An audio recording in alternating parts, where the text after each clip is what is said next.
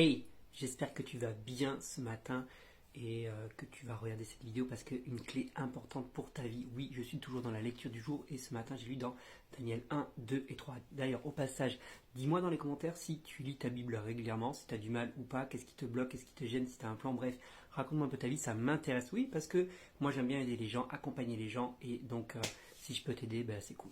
Ok, donc c'est parti pour Daniel. On connaît surtout l'histoire de Daniel pour Daniel et la fosse au lion, évidemment. D'ailleurs, c'est pas dans les 3 premiers chapitres, mais il y a des choses super intéressantes. D'ailleurs, au chapitre 1 ou 2 déjà, dès le début, il y a le roi qui fait un rêve de ouf et il dit à tous ces sages et tous ces devins, si vous ne donnez pas le rêve et son interprétation, vous serez tous tués. Voilà, c'est pas compliqué.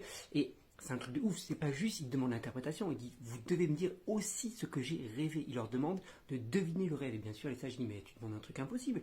Tu demandes un truc impossible. Il dit, ok, si dans 3 jours vous ne l'avez pas fait, vous êtes tous morts. Ça arrive aux oreilles de Daniel et de ses copains. Et Daniel a pris, il dit à ses potes, ses 3 potes, Shadrach, Meshach, Abednego, il leur dit, les mecs, là c'est chaud, il faut demander à Dieu qu'il nous révèle dans sa sagesse. Et c'est ce qui se passe.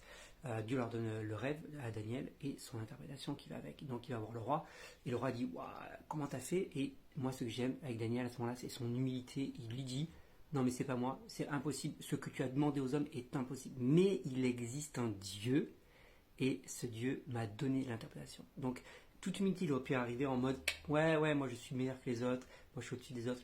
Utiliser ce que Dieu lui avait donné comme révélation pour se mettre et se placer au-dessus. Non, il garde l'humilité en mode c'est pas moi, ce que tu as demandé c'est impossible et moi-même j'aurais pas pu. Mais la clé se retrouve dans le 1er chapitre. Comment Daniel peut vivre ce genre de choses intenses, comment ses amis au chapitre 3 qui vont être jetés dans la fournaise, connu aussi, hein, les 3 sont jetés dans la fournaise, il leur arrive rien du tout.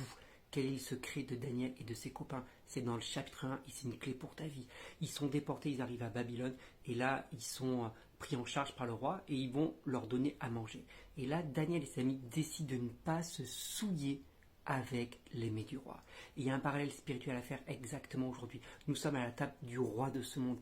Est-ce que tu vas décider de manger des mets de ce roi ou pas? Est-ce que tu vas, avec quoi tu vas nourrir ton âme? On parle plus de corps physique, mais on parle de corps spirituel. Avec quoi nourris-tu ton corps spirituel? C'est là la clé.